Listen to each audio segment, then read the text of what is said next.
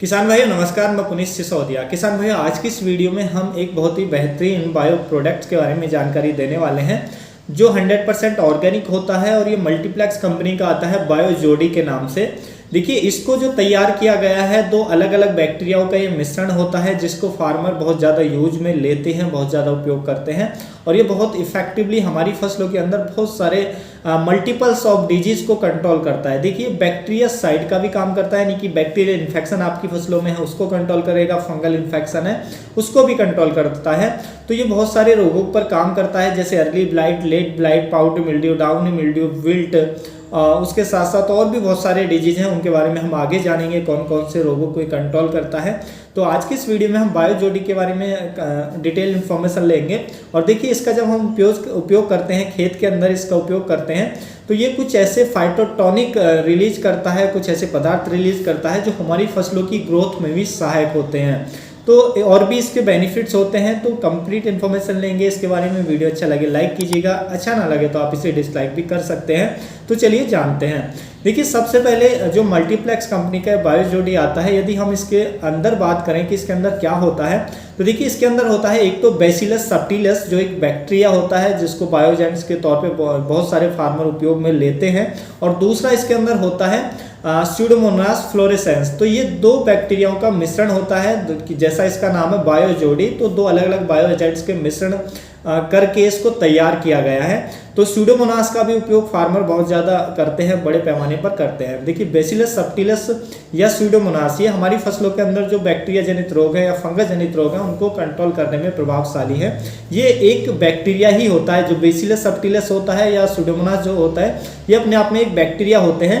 ये हमारी सॉइल के अंदर नेचुरली भी पाए जाते थे, लेकिन हमने क्या किया कि हम अभी पेस्टिसाइड का जो लगातार उपयोग कर रहे हैं, जैसे फंजीसाइड का या बैक्टीरिया साइड का हम सॉइल में लगातार उपयोग कर रहे हैं, जिसकी वजह से जो हमारे बायोजेंट्स हैं, जो बेनिफिशियल बायोजेंट्स हैं, बैक्टीरिया हैं, फंगस है, वो हमारी सॉइल के अंदर से लुप्त होती चली जा रही है और उसकी जगह जो हानिकारक फंगस है वो हमारी सॉइल के अंदर लगातार बढ़ती जा रही है, जिससे जो हमें डिजीज की समस्या, रोगों की समस्या वो हमें लगातार ज़्यादा अपने खेतों के अंदर मिलती है। तो यदि हम इनको उपयोग करते हैं, क्योंकि ये बायोजेंट्स हैं, ये लाभदायक बैक्टीरिया हैं दोनों, तो जब हम इसका उपयोग करते हैं तो ये अपनी संख्या को सॉइल के अंदर बढ़ाते हैं, जिससे जो बेनिफिशियल बैक्टीरिया हैं वो हमारी सॉइल के अंदर बढ़ते हैं, और ये जो बैक्टीरिया हैं, ये जो हानिकारक बैक्टीरिया जो हमारी फसलों में रोग लाते हैं उनको बढ़ने से फिर ये रोकते हैं या नहीं बढ़ने देते हैं, और उसके साथ साथ जो हानिकारक फंगस है उसको ये नहीं बढ़ने देते हैं, जिससे हमें अपनी फसलों के अंदर जो डिजीज की समस्या है वो हमें कम देखने को मिलती है। तो ये बहुत अच्छे से काम करता है, और यदि डिजीज आ चुका है तो आप इसका स्प्रे में भी यूज कर सकते हैं, तो ये डिजीज को कंट्रोल करने में भी प्रभावशाली है। तो प्रिवेंटिव में यूज करेंगे तो ज़्यादा अच्छा रिजल्ट दिखाएगा।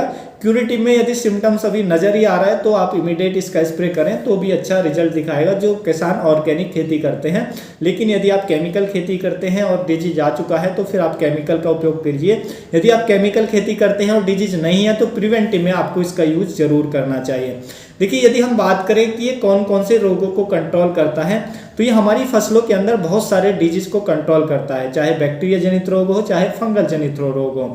यदि हम रोगों की बात करें तो देखिए अर्ली ब्लाइट पे काम करता है, लेट ब्लाइट पे भी ये काम करता है, डाउनी मिल्ड्यू जो डिजीज अभी किसानों को अपनी फसलों के अंदर काफ़ी ज़्यादा देखने को मिलता है तो डाउनी मिल्ड्यू में भी अच्छा काम करता है, पाउडर मिल्ड्यू में काम करता है, फ्यूजेरियम विल्ट जो हमें देखने को मिलता है तो जिसकी वजह से जो फसलें हैं मुरझा जाती हैं, पौधा मुरझा जाता है, तो विल्ट में भी अच्छा काम करता है। उसके साथ साथ जो हमें कॉलर रॉट की समस्या या डैम्पिंग ऑफ की समस्या देखने को मिलती है उस पर भी काम करता है, लीफ स्पॉट डिजीज में काम करता है, धान के अंदर ब्लास्ट की समस्या देखने को मिलती है उसमें काम करता है, या शीत ब्लाइट जो धान के अंदर देखने को मिलता है उसमें भी काम करता है। तो ये बहुत सारे रोगों को कंट्रोल करता है इफेक्टिवली। देखिए जब हम इसका एप्लीकेशन करते हैं बायो जोडी का, तो इसके अंदर जो बैक्टीरिया होते हैं स्यूडोमोनास या बैसिलस सबटिलस, तो ये कुछ ऐसे फाइटोटॉनिक पदार्थ रिलीज करते हैं जो हमारी फसलों की ग्रोथ में सहायक होते हैं। उसके साथ साथ जो हम रासायनिक जो फंजीसाइड हैं वो यूज करते हैं, तो रासायनिक जो फंजीसाइड या बैक्टीरिया साइड या इंसेक्टिसाइड उनके आप जानते हैं कि बहुत सारे साइड इफेक्ट होते हैं, तो वो जो टॉक्सिन्स रिलीज होते हैं उनसे जो रासायनिक हम फंजीसाइड इंसेक्टिसाइड यूज कर रहे हैं तो उनके जो हानिकारक प्रभाव होते हैं उनको भी कम करने का काम करते हैं जो ये बायो प्रोडक्ट्स है मल्टीप्लेक्स कंपनी का। तो ये बहुत अच्छे से हमारी फसलों पर काम करता है और इसके कोई भी साइड इफेक्ट हमारी फसलों के अंदर नहीं देखने को मिलते हैं। उसके विपरीत ये हमारी सॉइल की फर्टिलिटी को इम्प्रूव करता है और फसलों की ग्रोथ में सहायक होता है। ये जो बायोजेंट्स होते हैं, जो बैसिलस सब्टिलिस या जो स्यूडोमोनास होता है, जिसका मिश्रण ये तैयार किया गया है, तो ये बहुत अच्छा हमारी फसलों के अंदर रिजल्ट दिखाता है। यदि हम इसके उपयोग की बात करें कि आप इसका उपयोग कैसे करना है, तो देखिए आप इसका उपयोग एक तो सीड ट्रीटमेंट में कर सकते हैं, यानी कि बीज उपचार भी आप इससे कर सकते हैं। बीज उपचार के लिए हमें इसकी जो 10 ग्राम मात्रा को प्रति किलोग्राम बीज के हिसाब से उपचारित करके बोना होता है। उसके साथ साथ आप इसका यूज सॉइल एप्लीकेशन में कर सकते हैं। सॉइल एप्लीकेशन में या तो आप खेत की तैयारी के समय डाल सकते हैं या आप खड़ी जो फसल है उसमें भी आप इसको ब्रॉडकास्टिंग कर सकते हैं। तो इसको सॉइल एप्लीकेशन करने के लिए जो इसकी डोज हमें रखनी होती है वो रखनी होती है 2 kg यानी कि 2 किलोग्राम पर एकड़ के हिसाब से डोज रखनी होती है। और इसकी 2 किलोग्राम मात्रा को आप 100 किलोग्राम गोबर की खाद, जिसको हम FYM कहते हैं, अच्छी तैयार होनी चाहिए वो, तो उसमें अच्छे से मिलाएंगे और आप खड़ी फसल में ब्रॉडकास्टिंग कर देंगे। लेकिन जब आप इसका सॉइल एप्लीकेशन कर रहे हैं, ब्रॉडकास्टिंग कर रहे हैं, उस समय आपको ख्याल रखना चाहिए कि आपकी सॉइल में पर्याप्त नमी रहनी चाहिए उपयोग के समय भी, और उपयोग के समय के कुछ समय बाद तक भी, कुछ दिनों बाद तक भी जो नमी है वो पर्याप्त आपकी सॉइल में बनी रहनी चाहिए, तभी आपको इसके अच्छे रिजल्ट आपको देखने को मिलेंगे।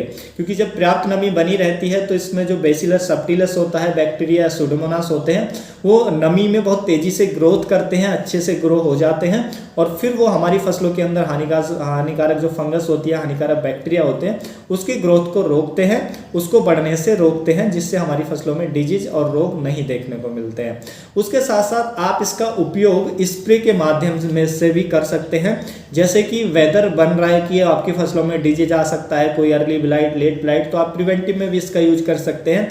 उसके लिए आपको इसकी 10 ग्राम मात्रा लेनी है, 5 से लेकर 10 ग्राम मात्रा पर लीटर पानी में मिला सकते हैं। यदि मान लीजिए क्रॉप बड़ी है तो आप 10 ग्राम तक जा सकते हैं। और या डिजीज का इन्फेक्शन दिख रहा है तो थोड़ा बहुत इन्फेक्शन दिख रहा है, इन्फेक्शन आपका इनिशियल स्टेज में है, अभी स्टार्ट हुआ है इन्फेक्शन किसी डिजीज का, तो आप तुरंत इसका स्प्रे ले सकते हैं। यदि आप जो ऑर्गेनिक खेती करते हैं तो उस केस में, यदि आप केमिकल खेती कर रहे हैं और आपको डिजीज का इन्फेक्शन दिख रहा है तो इमीडिएट फिर आप जो केमिकल फंजीसाइड है उस पर ही जाए, क्योंकि वो एकदम से कंट्रोल कर पाते हैं। लेकिन जो किसान भाई जो केमिकल खेती नहीं करते हैं, ऑर्गेनिक खेती ही करते हैं, तो उनकी मजबूरी हो जाती है, तो उनको केवल यही यूज करना है। तो आप इसको 10 ग्राम पर लीटर के हिसाब से इमीडिएट यूज करें और 7 दिन के अंतर से, 6 से 7 दिन के अंतर से इसके 2-3 रिपीट कर दें स्प्रे, तो आप देखेंगे कि काफ़ी हद तक जो अच्छे से जो डिजीज है वो कंट्रोल हो जाएगा। तो इस तरीके से आप इसको स्प्रे में भी यूज कर सकते हैं। अब देखिए, जब भी आप इसका यूज करते हैं तो आपको कुछ सावधानी भी रखनी चाहिए। जैसे कि जब भी आप इसका यूज कर रहे हैं, यदि सॉइल में कर रहे हैं तो जैसे मैंने बताया, सॉइल के उपयोग के समय पर्याप्त नमी होनी चाहिए और उपयोग के बाद भी पर्याप्त नमी होनी चाहिए। यदि आप इसका स्प्रे में यूज कर रहे हैं तो स्प्रे में आप इसको हमेशा इवनिंग टाइम में, शाम के समय यूज करें, क्योंकि जब इवनिंग टाइम में आप इसका स्प्रे करते हैं तो फिर नाइट पूरी आती है। तो नाइट में क्या है कि जब हमारा सूर्य अस्त हो जाता है तो सूर्य की जो सनलाइट है उनसे ये 12-13 घंटे तक जो हमारे ये बैक्टीरिया हैं बचे रहते हैं, जिससे फिर ये अपना अच्छा रिजल्ट दिखाते हैं। उतने समय में प्लांट के अंदर चले जाते हैं और जो हमारा फंगल इन्फेक्शन है या बैक्टीरियल इन्फेक्शन है उसको ये कंट्रोल करने का काम करते हैं। इसलिए इवनिंग टाइम में स्प्रे करना चाहिए। और इनको कभी भी आप किसी भी बैक्टीरिया साइड के साथ बिल्कुल भी ना मिलाएं, या ना ही फंजीसाइड के साथ भी ना मिलाएं। तो ऐसा जब आप इसका ऑर्गेनिक प्रोडक्ट का यूज कर रहे हैं तो इसी का उपयोग करें। और इसके उपयोग के लगभग 7 से 10 दिन तक भी कोई बैक्टीरिया साइड तो आप बिल्कुल यूज ना ही करें, क्योंकि ये बैक्टीरिया ही होते हैं। और किसी बैक्टीरिया साइड का आप उपयोग करेंगे, जैसे स्टेप्टोसाइक्लिन का आप उपयोग करेंगे या कॉपर ऑक्सीक्लोराइड का उपयोग करेंगे, तो बैक्टीरिया को नष्ट कर देता है, तो ये उस बैक्टीरिया को मार देगा, तो आपका कोई बेनिफिट नहीं होगा। हाँ, अगर आप चाहते हैं तो आप किसी इंसेक्टिसाइड के साथ इसको मिला सकते हैं, यदि आपकी फसल में इंसेक्ट का भी अटैक है। लेकिन यदि डिजीज का अटैक है तो सेपरेट यूज करें। और यदि आप प्रिवेंटिव में दे रहे हैं तो इसके साथ साथ आप कोई इंसेक्टिसाइड भी देना चाहते हैं तो वो यूज कर सकते हैं। तो किसान भाई, उम्मीद है जो आज की जानकारी आपको अच्छी लगी होगी। जानकारी अच्छी लगी तो वीडियो को लाइक कीजिएगा, ज़्यादा से ज़्यादा फार्मर के साथ इसे शेयर कीजिएगा ताकि उन तक भी ये जानकारी पहुंच सके। मिलूंगा मैं आपको एक और नई वीडियो में नई जानकारी के साथ। आप अपना बहुत बहुत ख्याल रखिएगा। धन्यवाद।